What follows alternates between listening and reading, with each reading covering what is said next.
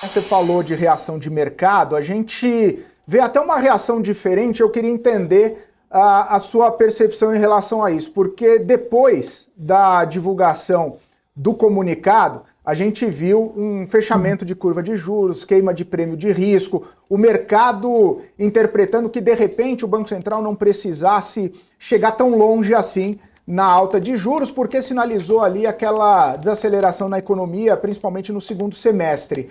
Com a ata trazendo esses elementos mais hawkish que você comentou e reforçando, inclusive, algumas preocupações, a gente vê o mercado reagindo de uma outra forma. Não sei especificamente se tem toda uma conjuntura, né, fora o que a gente está vendo de ata e de comunicado, mas você percebe que a ata acabou trazendo até mesmo uma cautela maior do que o comunicado, veio embora em linha, mas trouxe alguns elementos que modificaram a percepção dos atores do mercado em relação a essa condução, em relação aos cenários, em relação a tudo que a gente coloca na conta para reprecificar os prêmios dos ativos? Olha, eu acho que essa ata ela teve um papel muito importante para consolidar a credibilidade da instituição. E esse movimento das curvas, na minha interpretação, ele reflete justamente isso. Por quê?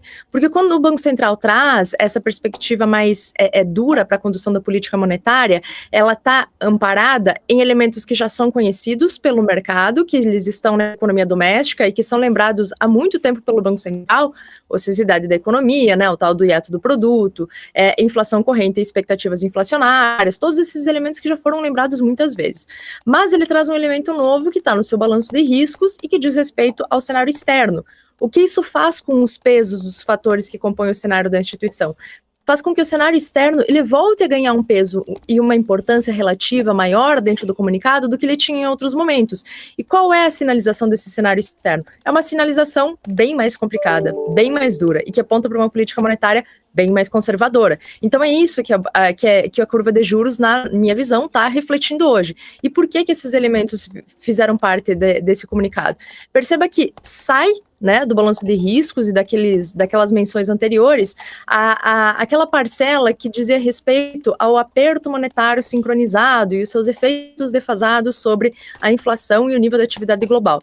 O que o Banco Central enxerga com isso?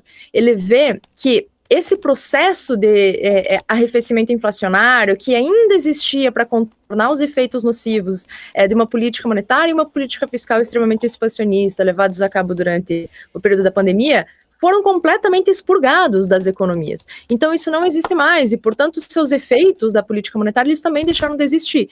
Os países eles estão completamente voltados para suas economias domésticas e para suas próprias dinâmicas. Então esse fator, que era um fator positivo, ele deixa de existir. O que entra no lugar desse fator? Entra, na verdade, uma nova dinâmica de interação global, de produção e de circuito financeiro. O que essa nova dinâmica nos diz? Ela nos diz que o ambiente é mais adverso e que os vetores que advêm dela são vetores majoritariamente negativos e muito difíceis de serem mapeados, porque você tem, por um lado, o investidor muito avesso ao risco por conta dessa nova relação dos Estados Unidos com os demais países do mundo, né, que gera uma fuga de capitais, gera uma apreciação das moedas que são consideradas mais fortes, a despeito do que aconteceu no último mês, né, que foi uma distensão disso, mas a conjuntura ela aponta para um cenário mais desafiador.